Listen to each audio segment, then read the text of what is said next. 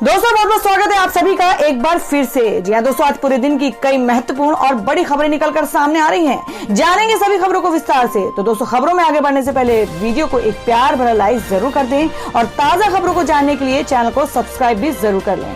तो देखते हैं पहली बड़ी खबर क्या निकल कर आ रही है।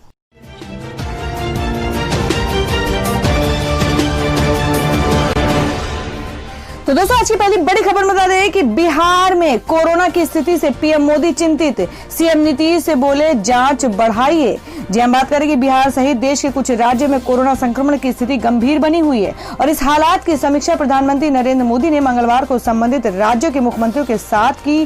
प्रधानमंत्री बिहार के मुख्यमंत्री नीतीश कुमार सहित आंध्र प्रदेश, कर्नाटक, तमिलनाडु, पश्चिम बंगाल, महाराष्ट्र, पंजाब, गुजरात, तेलंगाना और उत्तर प्रदेश के मुख्यमंत्रियों के साथ वीडियो कॉन्फ्रेंसिंग के जरिए जुड़े हुए थे और इस दौरान प्रधानमंत्री ने बिहार सहित कुछ राज्यों में कोरोना जांच की संख्या बढ़ाने पर बल दिया है। और वहीं अगली खबर बता दें कि उपेंद्र कुशवाहा के बाद पप्पू यादव पर एफआईआर। लॉकडाउन में सभा को संबोधित करने का आरोप। जी हम बात करें कि बिहार में कोरोना वायरस के बढ़ते प्रकोप के बीच लॉकडाउन को तार तार करना जारी है। राष्ट्रीय लोक समता पार्टी के अध्यक्ष उपेंद्र कुशवाहा के बाद पूर्व सांसद पप्पू यादव ने नियम उल्लंघन किया है। बक्सर में जन अधिकार पार्टी के अध्यक्ष सह पूर्व सांसद पप्पू यादव पर लॉकडाउन तोड़ने की प्राथमिकी दर्ज कराई गई है। वे जिले के चक्की इलाके में आयोजित एक सभा को संबोधित करने पहुंचे थे और इस मामले में 18 नामजद समेत 200 अज्ञात के खिलाफ पुलिस ने एफआईआर दर्ज की है। सोमवार की देर रात पुलिस अधीक्षक उपेंद्र नाथ वर्मा ने बताया कि पप्पू यादव समेत कुल 18 लोगों के विरुद्ध लॉकडाउन तोड़े जाने की प्राथमिकी दर्ज की गई है। इसके अतिरिक्त 200 अज्ञात लोगों पर भी प्राथमिकी दर्ज की गई है। बड़ी खबर निकल कर आ रही है, आपको बता दें कि मनी लॉन्ड्रिंग के बड़े रैकेट का खुलासा। फर्जी चीनी कंपनियों के सहारे अरबों रुपए का हवाला ट्रांजैक्शन। जी आपको बता दें कि देश में मनी लॉन्ड्रिंग के बड़े रैकेट का खुलासा हुआ है और इस रैकेट के जरिए 1000 करोड़ से ज्यादा के हवाला ट्रांजैक्शन का पता चला है। अरबों रुपए के इस हवाला रैकेट में कई चीनी नागरिक, उनके भारतीय सहयोगी, बैंक कर्मचारी आदि शामिल होने की जानकारी सामने आई है और ये मनी लॉन्ड्रिंग शेल कंपनियों के जरिए हो रही थी। हवाला कारोबार करने वाली कुछ कंपनियों पर इनकम टैक्स डिपार्टमेंट ने छापेमारी की है। आपको बता दें central board of direct taxes ने मंगलवार शाम को बयान जारी कर बताया कि चीनी कंपनियों की सहयोगी कंपनियां और इससे जुड़े लोगों ने फर्जी कंपनियों से भारत में रिटेल शोरूम खोलने के नाम पर 100 करोड़ रुपए के फर्जी एडवांस लिए थे। और अभी अगली खबर बता दें कि क्या सीएए और एनआरसी के खिलाफ फिर शुरू होने जा रही है मुहिम। तैयारी में जुटे प्रदर्शनकारी। जी आपको बता दें कि नागरिकता संशोधन कानून यानी सीएए और राष्ट्रीय नागरिक रजिस्टर एनआरसी के खिलाफ आंदोलन को एक बार फिर शुरू करने की तैयारी शुरू होने जा रही है। इसकी पुष्टि सुप्रीम कोर्ट में वकील महमूद प्राचा ने अलीगढ़ पहुंचकर की है और इस बार सीएए और एनआरसी के खिलाफ आंदोलन शुरू करने के लिए अलीगढ़ को चुना गया है। कोरोना महामारी की वजह से कुंद पड़ी आंदोलन की धार को दोबारा तेज करने की जद्दोजहद में जुटे आंदोलन संभवतः 15 अगस्त के बाद सड़कों पर दिखाई पड़ सकते हैं। आपको बता दें कि 24 मार्च की आधा रात प्रधानमंत्री नरेंद्र मोदी के राष्ट्र के नाम संबोधन के बाद दिल्ली के शाहीन बाग में जारी सीएए के खिलाफ में जमा लोगों को जबरन वहां से हटा दिया गया था, जिसको अब लगभग 5 महीने बीत चुके हैं और इस आंदोलन से जुड़े मुख्यतः मुस्लिम प्रदर्शनकारियों में दोबारा सड़क पर उतरने की कुलबुलाहट तेजी से आ सकती है। और ये अलग बात है कि अभी तक कोरोना का संकट भारत ही नहीं दुनिया में अनवरत रूप से जारी है। और वहीं अगली खबर निकल कर आ रही है कि यात्री ट्रेनों को लेकर बड़ा फैसला। मोदी सरकार ने किया ये ऐलान। जी हम बात कर रहे हैं कि कोरोना काल में देश भर में सिर्फ कुछ विशेष ट्रेनों के परिचालनों की अनुमति है, जबकि अभी भी नियमित यात्री ट्रेनों पर प्रतिबंध जारी है। भारतीय रेलवे की तरफ से जून में ऐलान किया गया था कि 12 अगस्त तक नियमित यात्री ट्रेनें नहीं चलाई जाएंगी और अब भारत सरकार ने इस फैसले को और आगे तक बढ़ा दिया है। केंद्र की तरफ से जारी एक बयान में बताया गया है कि कोविड-19 मामलों के प्रसार के चलते नियमित यात्री और उपनगरीय ट्रेन सेवाएं निलंबित रहेंगी। हालांकि वर्तमान में चलाई जा रही 250 कोरोना स्पेशल ट्रेनों का परिचालन पहले की तरह ही जारी रहेगा।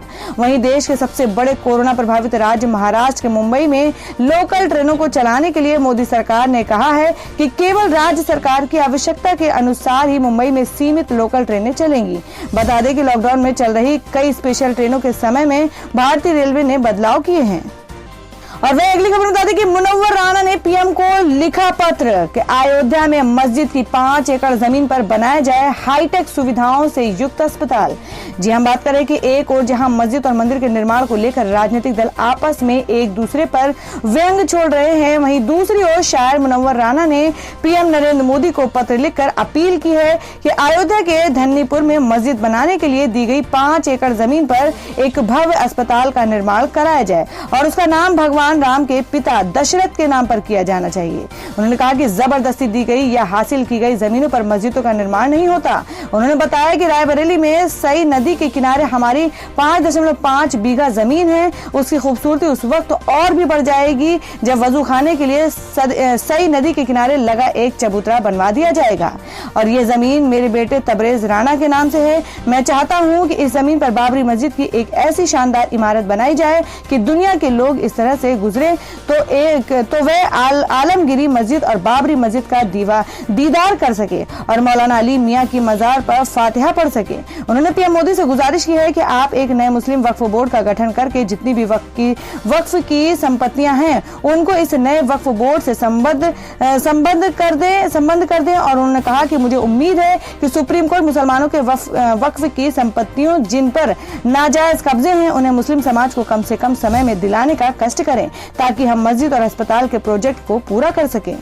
और वहीं अगली बड़ी खबर निकल कर आ रही है कि रूस ने बनाई सबसे पहले कोरोना की वैक्सीन स्पुतनिक वी के कोरोना की पहली दवाई का नाम। जी हम बात करें कि कोरोना वायरस की वैक्सीन बनाने में रूस, अमेरिका और ब्रिटेन से बाजी मार गया है। मंगलवार को राष्ट्रपति व्लादिमीर पुतिन ने ऐलान किया कि उनके देश में दुनिया की पहली कोरोना वैक्सीन तैयार कर ली गई है और इस वैक्सीन को रूस ने सोवियत संघ के सैटेलाइट पर स्पुतनिक वी का नाम दिया है। आपको बता दें कि व्लादिमीर पुतिन की तरफ से ये इस बात से पर्दा उठाया गया है कि अब उनकी बेटी को कोरोना की वैक्सीन दी जा चुकी है। पुतिन ने कहा कि जल्द ही देश भर में वैक्सीन का उत्पादन शुरू हो जाएगा और बड़े स्तर पर वैक्सीनेशन प्रक्रिया को शुरू किया जाएगा। तो दोस्तों खबरों में आगे बढ़ने से पहले जान लेते हैं आज के माइंड क्विज के सवाल को। आज का सवाल है, आपको बताना है कि देश के वर्तमान शिक्षा मंत्री का क्या नाम है। इसका जवाब आपको वीडियो के नीचे कमेंट बॉक्स में देना है और सही जवाब देने वालों को रैंडमली सिलेक्ट किया जाएगा और वो जीत सकते हैं बम्पर पुरस्कार। तो बढ़ते हैं अगली खबर की ओर। और दोस्तों में अगली खबर में बता दें कि दिलों पर राज करने वाले राहत इंदौरी सुपुर्द खाक, कोविड प्रोटोकॉल के तहत उन्हें दफनाया। जी हम बात करें कि अपनी शेर व शायरी के जरिए लाखों लोगों के दिलों पर राज करने वाले मशहूर शायर राहत इंदौरी को मंगलवार सुपुर्द खाक किया गया। शहर की छोटी खजरानी स्थित कब्रिस्तान में उन्हें कोविड प्रोटोकॉल का पालन करते हुए दफनाया गया। अरबिंदो अस्पताल से उनके शव को एम्बुलेंस के जरिए कब्रिस्तान लाया गया। वहां नमाज अदा की गई। चुनिंदा लोगों की मौजूदगी में उनकी अंत्येष्टि की गई। और वहीं बता दें कि संजय दत्त को 3rd स्टेज का लंग कैंसर, इलाज के लिए अमेरिका जाने की आ रही है खबर। जी हम बात कर रहे हैं कि बॉलीवुड एक्टर संजय दत्त के फैंस के लिए बुरी खबर आ रही है। एक्टर संजय दत्त को फेफड़े का कैंसर होने की जानकारी मिल रही है और उनकी ये बीमारी 3rd स्टेज पर है और इस गंभीर बीमारी के इलाज के जल्द ही संजय दत्त अमेरिका रवाना होंगे। आज ही संजय दत्त ने ट्वीट कर अपने फैंस को सेहत खराब होने की जानकारी दी थी और इस ट्वीट के बाद फैंस की चिंता बढ़ गई थी। अब उनकी कैंसर की बीमारी के बारे में सुनकर फैंस हैरान हैं और सोशल मीडिया पर उनके लिए दुआएं मांग रहे हैं। तो दोस्तों जिस तरीके से संजय दत्त की ये बीमारी उभर के आई है जो कि 3rd स्टेज पे है, तो हम लोगों का कर्तव्य बनता है कि हम लोग उनके लिए कमेंट बॉक्स में 2 शब्द दुआ के लिए जरूर लिखें। तो बढ़ते हैं अगली खबर की ओर। और वहीं अगली खबर निकल कर आ रही है कि सुशांत सिंह के पैसे और जिंदगी पर था रिया का पूरा कंट्रोल। ईडी के सामने में श्रुति मोदी ने किए ऐसे कई खुलासे। जी हम बात करें कि सुशांत सिंह राजपूत मौत मामले में सीबीआई और प्रवर्तन निदेशालय की एंट्री के बाद हर दिन एक नए खुलासे हो रहे हैं और इस केस में अभी तक के सबसे ज्यादा सुर्खियों में रही एक्ट्रेस रिया चक्रवर्ती पर ईडी ने शिकंजा कसना शुरू कर दिया है।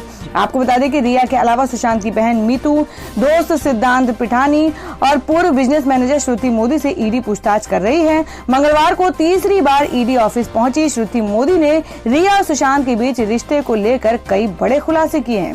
गौरतलब है कि सुशांत सिंह के पिता के सिंह के आरोप के बाद से ईडी एक्टर के अकाउंट में 15 करोड़ रुपए गायब होने को लेकर जांच कर रही है। और दोस्तों में अगली खबर बता दें कि टिकटॉक को खरीदने की होड़ तेज, माइक्रोसॉफ्ट के बाद अब ट्विटर भी रेस में। जी हम बात करें कि अमेरिका में ट्विटर और चीनी वीडियो में शेयरिंग ऐप टिकटॉक का विलय हो सकता है। डो जोन्स की एक रिपोर्ट में कहा गया है कि आपसी विलय के लिए दोनों में बातचीत चल रही है और संभव है ये सौदा हो जाए। डो जोन्स ने कहा कि सौदे पर बातचीत हो रही है, लेकिन ये पूरा हुआ नहीं, इसका पता नहीं चल पाया है। ट्विटर का कहना है कि चूंकि ये छोटी कंपनी, इसलिए इसे माइक्रोसॉफ्ट या दूसरे संभावित खरीदारों की तरह एंटी ट्रस्ट जांच का सामना नहीं करना पड़ेगा। माइक्रोसॉफ्ट पिछले कई सप्ताह से टिकटॉक की पेरेंट कंपनी बाइटडांस को खरीदने के लिए सौदेबाजी कर रही है। कहा जा रहा है कि बाइटडांस को खरीदने की होड़ में वे सबसे आगे चल रही है। तो दोस्तों, जिस तरीके से टिकटॉक चाइना का ऐप था, उसे हमारी गवर्नमेंट ने बैन कर दिया था, तो क्या वाकई में अब इसको फिर से कन्वर्ट करके इस ऐप को चालू करना चाहिए? इसमें आप लोगों का क्या सुझाव है? आप अपना कमेंट बॉक्स में जरूर सुझाव दें। बढ़ते अगली खबर की ओर। और वहीं अगली खबर निकल कर आ रही है, जिसमें सचिन पायलट ने कहा कि मेरे खिलाफ जिस तरह के शब्दों का इस्तेमाल किया गया, मैं उससे दुखी, स्तब्ध और आहत हूं। जी हम बात करें कि राजस्थान में कांग्रेस की अगुवाई वाली अशोक गहलोत की सरकार में बगावत के करीब 1 महीने के बाद पूर्व उप मुख्यमंत्री सचिन पायलट जयपुर पहुंचे। मंगलवार को राजधानी जयपुर पहुंचने के बाद सचिन पायलट ने कहा कि उन्होंने पार्टी से किसी पद की मांग नहीं की और इसको लेकर किसी भी प्रकार की राजनीति नहीं करनी चाहिए। पायलट ने मीडिया से बात करते हुए कहा कि किसी भी तरह की प्रतिशोध की राजनीति नहीं होनी चाहिए।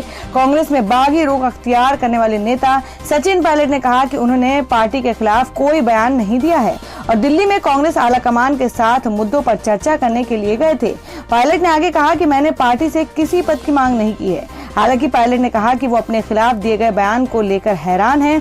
पायलट ने कहा कि मेरे खिलाफ जिस तरह के शब्दों का इस्तेमाल किया गया है, उससे मैं दुखी, स्तब्ध और आहत हूं। उन्होंने कहा कि राजनीति में व्यक्तिगत लाचार भावनाओं के लिए कोई जगह नहीं होनी चाहिए और किसी भी प्रतिशोध की राजनीति नहीं होनी चाहिए।